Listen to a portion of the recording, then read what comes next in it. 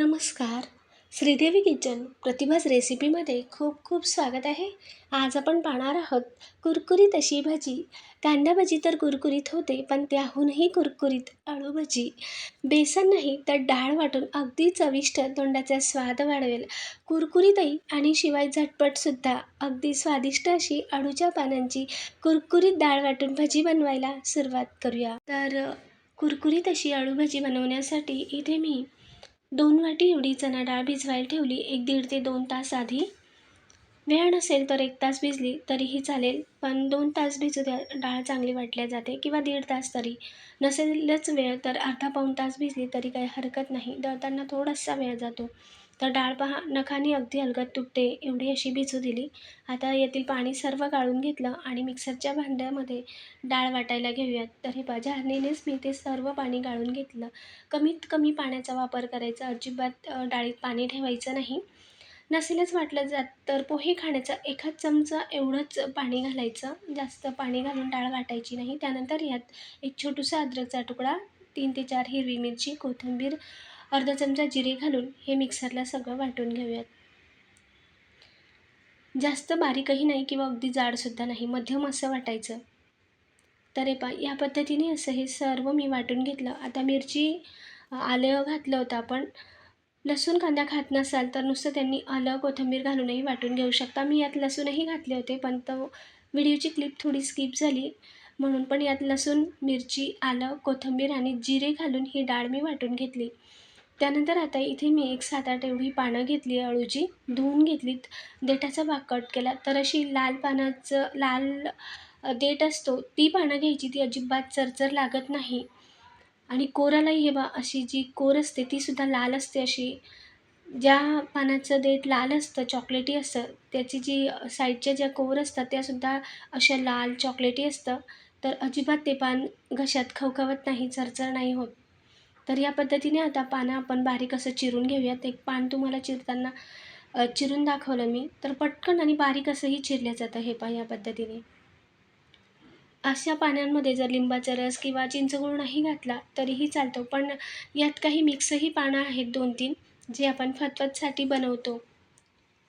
ती अळूची पानं आहेत, म्हणून मी इथे थोडंसं चिंचगुळाचं कोळ वापरणार आहे. तर हे पहा, ह्या पद्धतीने अशी मी चिरून घेतली.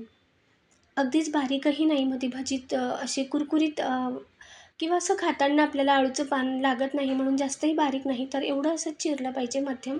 तर हे पहा, दुसरंही पान दाखवते. तर हे पान, याला लाल देठ नव्हतं किंवा अशा साईडलाही लाल कोरा नाही आहेत, म्हणून मी यासाठी चिंचगुळाचं पाणी घालते. नाहीतर ही भजी चिंचगूळ किंवा लिंबाचा रस न घालता सुद्धा छानच होते.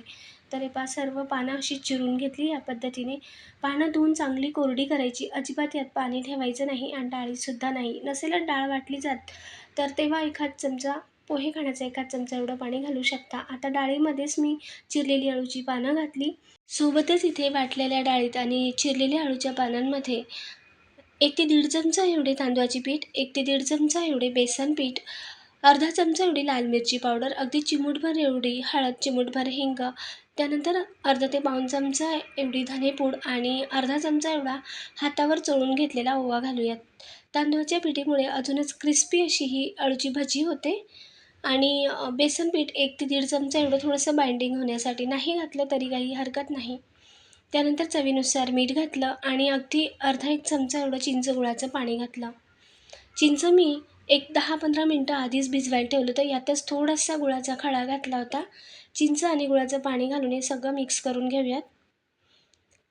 इथे 2-3 पानं हिरव्या देठाची होती, म्हणून मी ते चिंचगुळाचं पाणी वापरलं. हवं तर तुम्ही लिंबाचा रसही घालू शकता. त्यानंतर आता मी कढईत तेल गरम करायला ठेवलं होतं. हे मिक्स करत होते तेव्हाच त्यातीलच गरम तेल 1 चमचा एवढं घातलं. पोहे खाण्याचं 1 चमचा एवढं गरम तेल घालायचं. याने ही अजून भजी मस्त क्रिस्पी होते. इथे मी कुठेही सोडा वापरला नाही, तरीसुद्धा भजी करून पहा, अगदी कुरकुरीत आणि क्रिस्पी अशी होते. आता इथे मध्यम आचेवर मध्यम तेल गरम झालं की एक एक करून अशी भजी सोडून घेऊयात. हवं तर तुम्ही चमच्यानेही भजी सोडून घेऊ शकता. लहान मोठं तुमच्या आवडीनुसार, आकारानुसार भजी सोडून घेऊ शकता. तर या पद्धतीने मी इथे भजी सोडून घेते. मोठी जरी बनवली तरी कुरकुरीत क्रिस्पी होते, आतपर्यंत तळल्याही जाते. अगदी मस्त पोकळ आणि तेवढीच खायलाही स्वाद, क्रिस्पी, वरूनही अगदी कुरकुरीत, वरून कुरकुरीत, आतमध्ये अशी अगदी टेस्टी चवीला ही भजी लागते. भजी सोडल्यानंतर थोडासा गॅस मध्यम आचेवर करायचा. सुरुवातीला गॅस थोडा मोठ्या आचेवर ठेवायचा भजी सोडताना आणि त्यानंतर मध्यम आचेवर करायचं. आता दोघंही बाजूने असं उलटपालट करून घेऊयात भजी. जी लवकर सोडली होती आधी तर ती थोडीशी लाल झाली आहे. तर हे पहा गॅस आता मध्यम आचेवरच आहे. या बाजूनेही भजी तळून घेऊयात. 1-2 मिनटानंतर पुन्हा आता उलट करूयात. 1-8 मिनटानंतरच. तर हे पहा भजी चांगली आतपर्यंत अशी तळली गेली. अजिबात आता मोठा गॅस करायचा नाही. गॅसची आच मोठी करायची नाही. तर या पद्धतीने मध्यम आचेवरच भजी कुरकुरीत होईपर्यंत तळून घ्यायची. तर हे पहा तुम्ही पाहू शकता अगदी दोघंही बाजूनी भजी चांगली तळली गेली आहे. पानंसुद्धा अशी कुरकुरीत होतात आणि तेवढीच खायला टेस्टी लागतात.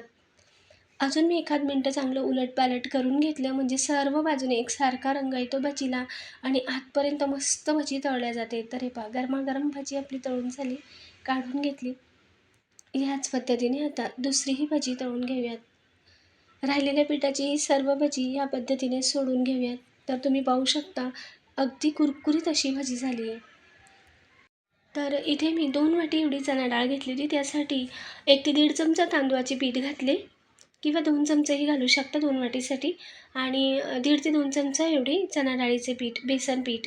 बेसन पीठमुळे बाइंडिंग येते, नाही घातलं तरीही चालेल. पण भजीचा आकार देण्यासाठी 1 चमचा बेसन पीठ घालू शकता. जर अशी खेकडा भजी बनवायची असेल, नाही बेसन पीठ घातलं तरीसुद्धा भजी अगदी कुरकुरीत आणि खेकडा भजीसारखीच होते. आता शिल्लक राहिलेली सुद्धा अशीच भजी करून घेऊयात. तर हे पहा दुसरीही बॅच पाहू शकता अगदी कुरकुरीत अशी. भजी सोडताना गॅस मोठ्या आचेवर ठेवायचा. भजी सोडून झालं की गॅस मध्यम आचेवर करायचा.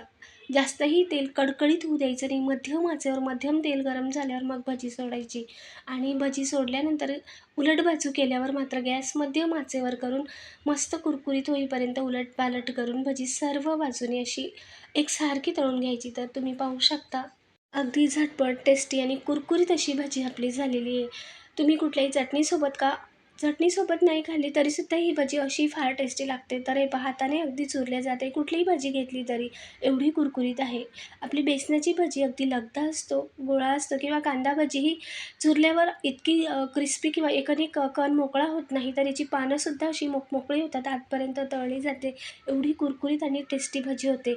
हिरव्या चटणीसोबत खा, लाल चटणीसोबत किंवा हिरवी मिरचीसोबत खाल्ली तरीसुद्धा. आतमध्ये सुद्धा पाहू शकता किती क्रिस्पी अशी भजी झाली. अशीही ही भजी तेवढीच चवीला छान लागते.